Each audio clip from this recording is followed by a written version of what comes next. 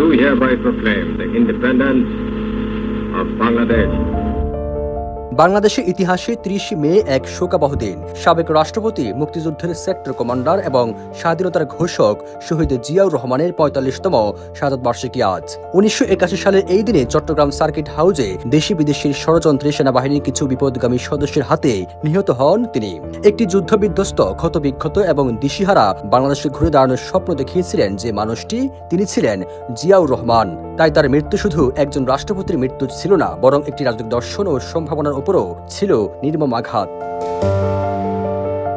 ১৯৭১ সালে স্বাধীনতার পর বাংলাদেশ ছিল ভয়াবহ সংকটে নিমজ্জিত।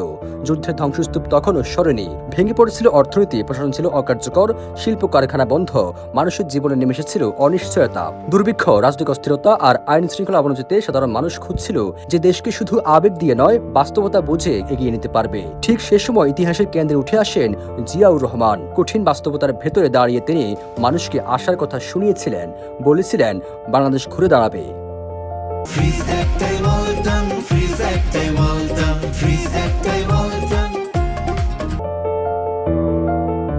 ১৯৩৬ সালে ১৯ জানুয়ারি বগুড়ায় গাবতলীতে জন্ম নেওয়া জিয়াউর রহমান ছোটবেলা থেকে ছিলেন শৃঙ্খলাবদ্ধ ও দায়িত্ববোধে দৃঢ়।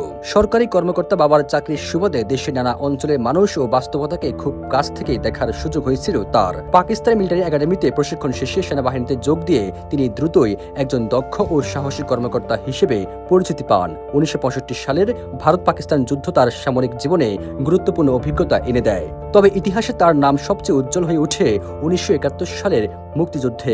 পাকিস্তানি বাহিনীর গণহত্যার বিরুদ্ধে বিদ্রোহ ঘোষণা করে অস্ত্র হাতে ঝাঁপিয়ে পড়েন তিনি। স্বাধীনতা ঘোষণার মাধ্যমে মুক্তিকামী মানুষের মনে সাহস আর প্রেরণা জাগিয়ে তুলেছিলেন জিয়াউর রহমান।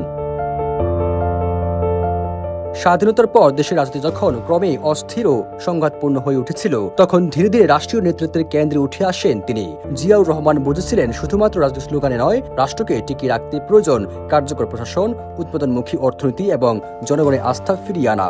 রাষ্ট্রপতি হিসেবে দায়িত্ব নেওয়ার পর তিনি প্রশাসনিক শৃঙ্খলা ফিরিয়ে আনা, অর্থনীতিকে সচল করা এবং গ্রামভিত্তিক উন্নয়নের উপর বিশেষ গুরুত্ব দেন। কৃষি, শিল্প অবকাঠামো এবং আত্মনির্ভরশীলতার প্রশ্নে তার নেওয়া নানা উদ্যোগ আজও রাজনৈতিক আলোচনায় গুরুত্বের সঙ্গে উঠে আসে।